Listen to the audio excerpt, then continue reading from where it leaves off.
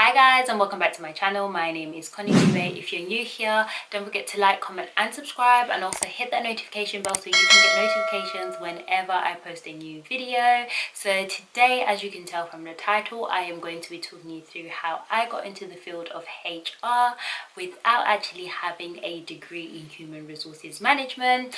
And I am also going to be talking you through how you can get into HR without a degree in human resources management. So let's get straight into it.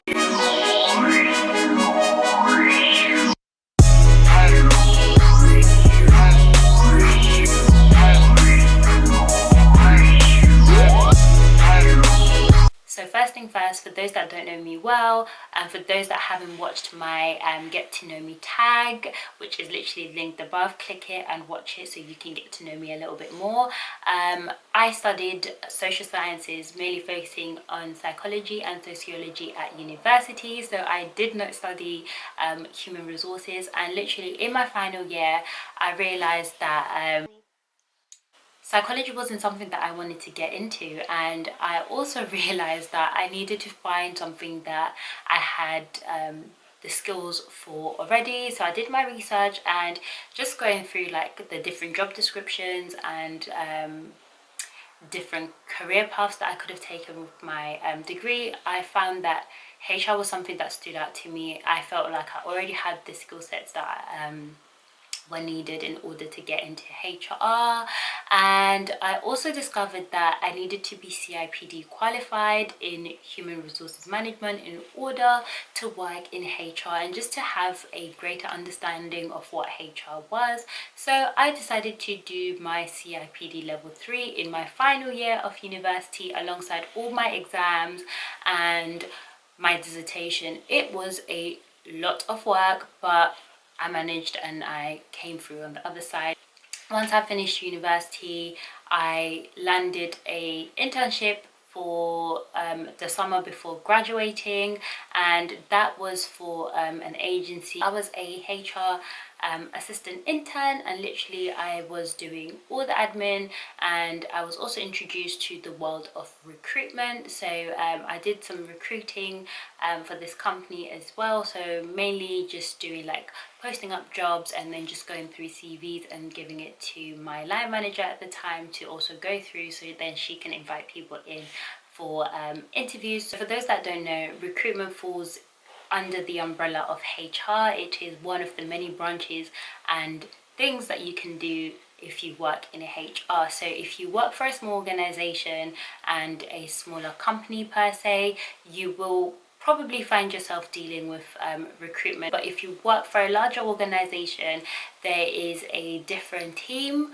so a talent acquisition team that actually deal with like the recruiting side of things for the business, and then the main HR teams tend to focus on more like paperwork and laws and policies, etc. So it depends on the size of the company. In this internship, I was introduced to recruitment, so mainly posting up jobs on Indeed and other various job sites, and then also talking to different candidates on the phone, because I believe that I am a great speaker and I do love to speak, and I can speak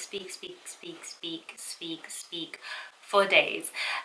So yeah, so that was kind of my first introduction into HR. So after this internship, I then graduated, and then I went again on my search for roles, and then every single time I applied for a role, literally I would get unfortunately, due to the fact that you lack experience. And I was like, but I've done an internship and I've got this CIPD qualification. What more do you want from me? So at this point, I just kind of started to look at other avenues of getting into HR.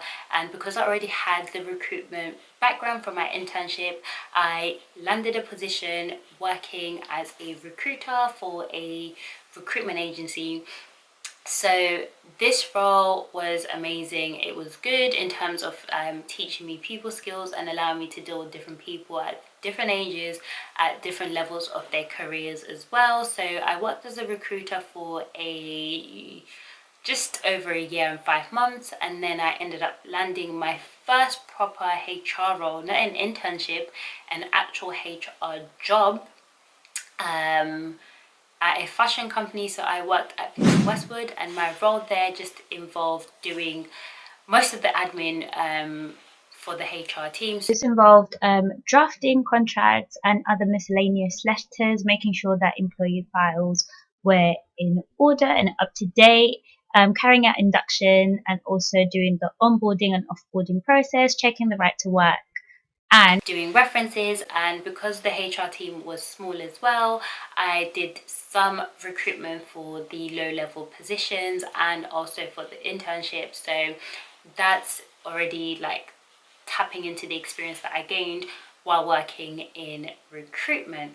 That's how I got into HR initially, and then after working at Vivienne Westwood, which was literally like my favorite place to work at in terms of like the support and just the environment and the good vibes that it was. It's just an amazing environment to be in. And yeah, so after that I ended up working somewhere else and so forth and so forth, and today we are here, me talking about how I got into HR. But nonetheless, now I am going to be talking you through how you can get into HR without a HR degree. So first thing first, I think that is good to kind of acknowledge with HR is that experience is king. In HR, experience is king. You can have all the qualifications you like, but if you don't have the experience, you will find it difficult to find a position to work in. So when I say experience, it doesn't necessarily have to be like HR experience per se. So you can have experience working in compliance, working in administration, working in a customer facing role, because working in HR is kind of like working in customer service, because you are dealing with different stakeholders and different people within your client groups. So you need to be a people-facing person with good customer service skills. So those are the kind of areas that you can work in, or any roles that have those transferable skills is a good thing. And then if you have studied other degrees, like let's say law, and you have a lot of knowledge on, let's say, employment law, you can also work in HR, because employment law is a big thing in HR. You need to know the law in terms of employment, so you do need to know employment law when you work in HR. If you have the knowledge of employment law and you have experience, let's say admin experience, you can potentially work in HR. It depends on the company, because some companies want you to have had experience working within a HR based environment, and if that's the case, I would suggest you go and look for internships. So internships are a great way of, you know, being introduced into a specific position or job, and you kind of get to learn the basics and you work your way up. And I think internships are great because if you don't like the position, you don't really lose anything. You can leave and find something else that you are passionate about. So you can either do an internship. So some internships are paid and some internships are not paid. So you kind of have to kind of look at your own financial situation and see what is feasible and the best option for you. So you can also do voluntary positions where you will volunteer to work somewhere for free within a HR department, just so you can get the skills and the experience under your belt. And once you have that, you can start applying for different roles in different organizations.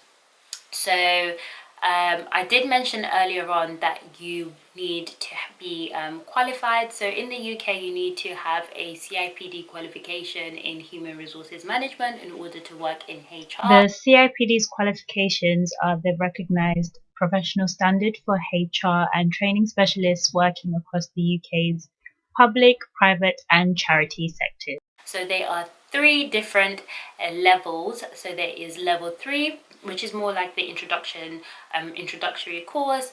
there's level 5, which is like the intermediate, and then there's level 7, which is the advanced. So I did the level 3 when I was still finishing off my degree at university, and that kind of just gave me the basic understanding of what human resources was and what you kind of needed to know, and it was a great introduction into HR as well. So having not worked in HR, it just helped me to understand, because initially I just thought that HR were the people that just go in and fire people. Before I did my research and people would be talking about HR, we just thought HR were the bad guys. Some people still think HR are the bad guys, but that is not the case. So you need to make sure that you have the CIPD qualification. So this will be something that you will need to self-fund. Some companies will give you the funds to go and study, but if you don't have that privilege, this is an investment that would be worth it for you. So I believe for the level 3 I paid just over 1,300. This was out of my own pocket, so I was working at the time while I was at uni, and I managed to actually fund this. So I would say you need to make sure that you invest in yourself, invest and build your skill set. That's something just to take into consideration. Working in HR is not a piece of cake. You need to be resilient, especially during COVID.